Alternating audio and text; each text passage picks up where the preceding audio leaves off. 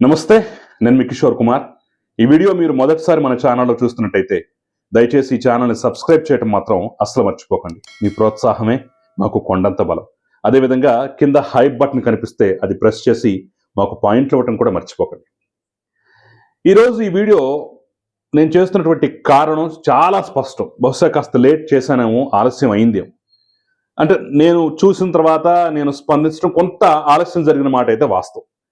కానీ తప్పకుండా ఈ అంశాల మీద మాట్లాడాలి, ఈ అంశాల మీద స్పందించాలనేటటువంటి ఉద్దేశంతో, భావనతోటే కాస్త ఆలస్యమైనా సరే నేను ఈ వీడియో చేసే ప్రయత్నం చేస్తున్నాను. ఇందులో ఉన్నటువంటి అంశాలు కొంతమంది చూసుండొచ్చు, చూడకపోయి ఉండొచ్చు. చూడని వాళ్ళ కోసం చూపించే ప్రయత్నం కూడా ఇదనమాట.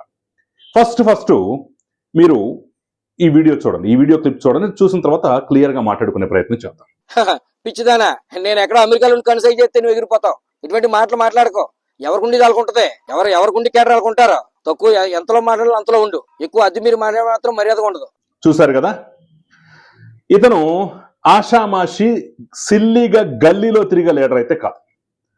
ఎమ్మెల్సీగా వెలగబెడుతున్నటువంటి వైఎస్ఆర్ కాంగ్రెస్ పార్టీ సీనియర్ నేత, పైగా జగన్మోహన్ రెడ్డికి అత్యంత ఇష్టమైన వ్యక్తి, జగన్మోహన్ రెడ్డికి అత్యంత సన్నిహితమైనటువంటి వ్యక్తి, ఒక విధంగా ఏజెన్సీ ప్రాంతానికి మకుటం లేని మహారాజులాగా ఏలుకో అని చెప్పేసి గుత్తాధిపత్యంగా తన పాలనా కాలంలో ఈయనకు రాసిచ్చినటువంటి పరిస్థితి కూడా ఉంది. అలాంటి వ్యక్తి అదే స్థానంలో గెలిచినటువంటి ఒక సాధారణ గిరిజన మహిళగా ఉండి అంగన్వాడీ కార్యకర్తగా, అంగన్వాడీ టీచర్గా జీవితాన్ని ప్రారంభించి ఆ తర్వాత శాసనసభ్యురాలిగా గెలిచినటువంటి స్థానిక శాసనసభ్యురాలు, రంపచోడవరం శాసనసభ్యురాలైనటువంటి మిరియాల శిరీష్ను ఉద్దేశించి, నేను అమెరికాలో పిచ్చిదానా, నేను అమెరికాలో ఉండి కనసాగ చేస్తే లేచిపోతావు, ఎవరికి ఉండేది వాడుకుంటుంది, కరెక్ట్గా మాట్లాడు, అలా మాట్లాడు, ఇలా మాట్లాడు అని చెప్పేసి బహిరంగంగా ప్రెస్ మీట్లో విమర్శిస్తున్నాడు. కాదు విమర్శ కాదు, ఇది బెదిరిస్తున్నాడు. ఎక్కువ తక్కువ చేస్తే చంపేస్తాం అని చెప్పేసి వార్నింగ్ ఇస్తున్నాడు. ఎంత గొప్ప ప్రజాస్వామ్యంలో బ్రతుకుతున్నాం మనం. ఒక సాధారణ కార్యకర్త స్థాయి నుంచి శాసనసభ్యురాలిగా ఎదిగినటువంటి ఒక గిరిజన మహిళను పట్టుకొని ఎక్కువ తక్కువ చేస్తే నేను అమెరికాలో ఉండి కనసాగ చేసిన నువ్వు లేచిపోతావు, చంపేస్తావు అనేటటువంటి రేంజ్లో బెదిరిస్తున్నాడు. అంటే మన ప్రజాస్వామ్యం మీద, మన వ్యవస్థల మీద ఎంత చిన్న చూపు ఉంది ఆ వ్యక్తికి, ఎంత డొలతనం ఉంది. అదే వేరే రాజకీయ పార్టీలు, వేరే రాష్ట్రాల్లో అయితే ఇదే రకమైన పరిస్థితి ఉంటుందా, ఈ రకమైన బెదిరింపులు చేస్తే చీరి చెంత గట్టేవాడు. కానీ ఇప్పటి వరకు దీని మీద ప్రతిస్పందన వచ్చిందో లేదో, సుమోటాగా ఏమైనా కేసులు బుక్ చేశారో లేదో, కనీసం కేసులు పెట్టే ప్రయత్నం చేశారో లేదో అయితే క్లారిటీ లేదు. ఎక్కడో మాట్లాడుకుని ఏదో గ్యాసిప్లు కాదు, మీడియా సమావేశం పెట్టి మీడియా మైకుల సాక్షిగా ఈ రకంగా స్థానిక శాసనసభ్యురాలు పట్టుకొని ఈ రకమైనటువంటి ఉండొచ్చు, 100 రాజకీయాలు ఉండొచ్చు, విమర్శించుకోవచ్చు, కానీ ఏకంగా చంపేస్తాం అని చెప్పేసి ఇండైరెక్ట్ గా బెదిరించాడంటే ఎంత బరితెగింపు. నా నాయకుడు జగన్మోహన్ రెడ్డి నన్ను కాపాడతాడు ఏమైనా సరే, నేను నా దళిత డ్రైవర్ని, నా దగ్గర పనిచేసే ఒక డ్రైవర్ దళితుడని తెలిసి కూడా అతన్ని చంపేసి ఆడి శవాన్ని డోర్ డెలివరీ చేసినా సరే నన్నేమీ పేకలేకపోయారు. జైల్లో పెట్టినా కానివ్వండి, చట్టంలో ఉన్నటువంటి లొసుగుల ఆధారంగా చేసుకొని ఆ ఛార్జ్షీట్ దాఖల్లో డొల్లతనం చూపించేలా చేసి హ్యాపీగా డిఫాల్ట్ బెయిల్తో బయటకు వచ్చాను. నన్నేం పేకగలిగారు?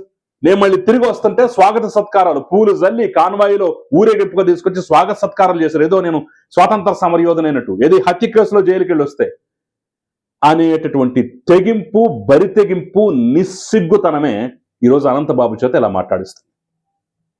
నిజమే, ఆవిడ నీతో పోల్చుకుంటే డబ్బులో కానీ మిగతా విషయాల్లో కానీ చాలా తక్కువే కావచ్చు, కానీ ప్రజాబలం ఉందనేటటువంటి సంగతిని అనంతబాబు మర్చిపోయాడు.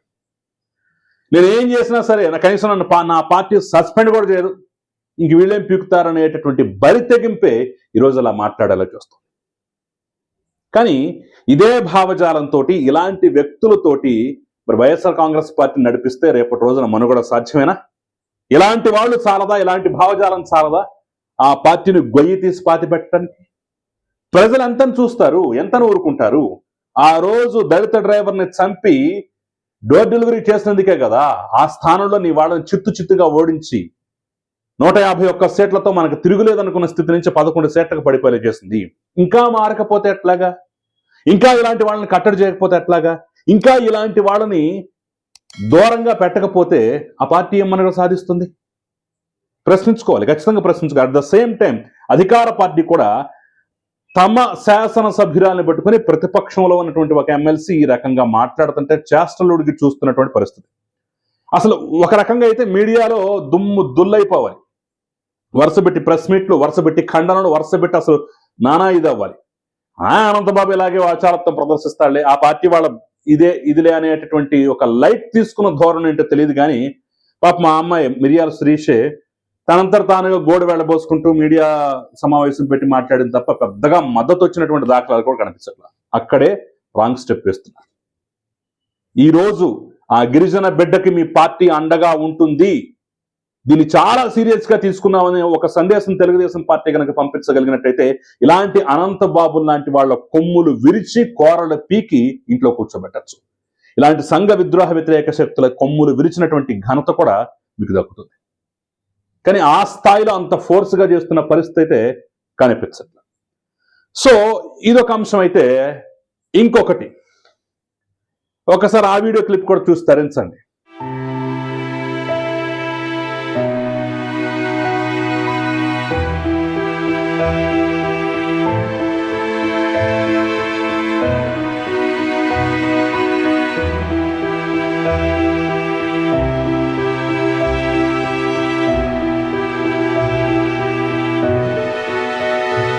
చూశారు కదా, రోజా క్రిస్మస్ సందర్భంగా కేక్ తినిపిస్తూ ఉన్నటువంటి దృశ్యం.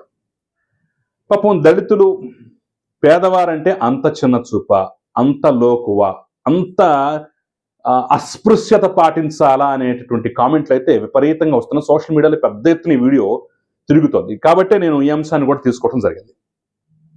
అనంతబాబు లాంటి వ్యక్తులు, వాళ్ళ మాటలు, వాళ్ళ చేష్టలు, వాళ్ళ భావజాలంతో పాటుగా ఇట్లాంటి వ్యక్తులు, ఇలాంటి భావజాలాలు కూడా ఆ పార్టీని మనుగడ లేకుండా చేస్తాయంటంలో సందేహం లేదు. మీరు గతంలో చూస్తుంటారు, ఒక సందర్భంలో మేమే ఎస్సీ ఎస్టీలం కాదు, మా దగ్గరకు రావచ్చు అని చెప్పేసి, మమ్మల్ని అంటుకోవచ్చు, మా దగ్గరకు వచ్చి కూర్చోవచ్చు అని చెప్పేసి ఒక కామెంట్ చేసింది, వాచాడత్వం ప్రదర్శించింది రోజు. అప్పుడే పెద్ద ఎత్తున వ్యతిరేకత వచ్చింది. అంటే ఏంటి, ఎస్సీ ఎస్టీలు కాదు అంటే ఎస్సీ ఎస్టీలకైతే దూరంగా ఉండాలి, అస్పృశ్యత పాటించాలనే ఉద్దేశం మీకుందా అని చెప్పేసి విమర్శలు వచ్చాయి. సరే, సహజంగా వాళ్ళు పట్టించుకోరు.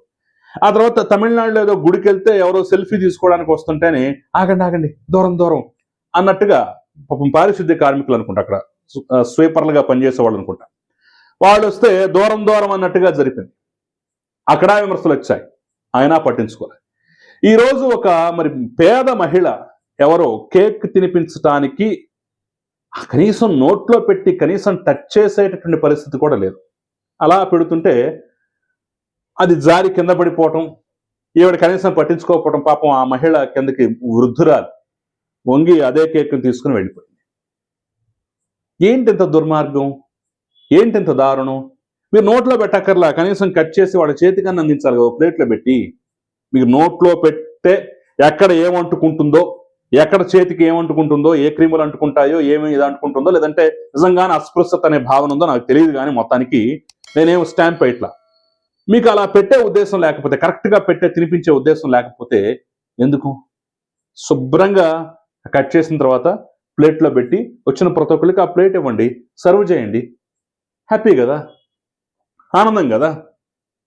వాళ్ళ సంస్కృతి సంప్రదాయాల్ని, వాళ్ళ ఆచార వ్యవహారాలని, వాళ్ళ మత విశ్వాసాలని గౌరవించినటువంటి భావన వాళ్ళకే కలుగుతుంది, ఆ గౌరవం మీకు దక్కుతుంది కదా.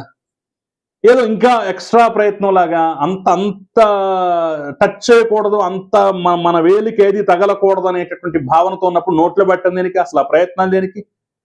ఎవరిని వంచడానికి, ఎవరిని మభ్యపెట్టడానికి? మార్చుకోవాలి. ఇవి చాలా చిన్న విషయాలే కావచ్చు, సోషల్ మీడియాలో పెద్ద ఎత్తున ట్రోల్ అవుతుంటాయి. నిన్నగాక మొన్నే జగన్మోహన్ రెడ్డి పుట్టినరోజు సందర్భంగా రప్ప రప్ప నరుకుతాం ఒక్కొక్కని అని చెప్పేసి ఆవిడ చేసిన సైగలు పెద్ద ఎత్తున వైరల్ అయ్యాయి. బోలెడు రోజా విషయంలో ఒక అంశం వైరల్ కావటం ఏంటి, బోలెడు అంశాలు ఇప్పటికే వైరల్ అయ్యాయి. అందుట్లో బహుశా ఇది కూడా ఒకటే అవ్వచ్చు. కానీ పేదలన్నా, లేదంటే నిమ్న కులాలన్నా, గిరిజనులన్నా వీళ్ళకి ఎంతటి చిన్న చూపు, ఇంత దుర్మార్గంగా ప్రవర్తిస్తారు. ఒక పక్క అనంతబాబు లాంటి వాళ్ళు నేను కనుసైగ చేసి చంపేస్తామన్నట్టుగా బెదిరిస్తున్నారు. ఇంకో పక్క కనీసం నోట్లో కేకు ముక్క పెట్టడానికి కూడా చేతులు వణికిపోతూ ఎక్కడ టచ్ చేస్తే ఏం రోగాలు అంటుకుంటాయనేటటువంటి భయంతో భీతితోటి వ్యవహరించినటువంటి తీరు ఇంకో పక్క. ఇలాంటి భావజాలాలు, ఇలాంటి ఘటనలతోటి, ఇలాంటి వ్యక్తులతోటి ఆ పార్టీని ఎలా నడిపిద్దాం అనుకుంటున్నారు?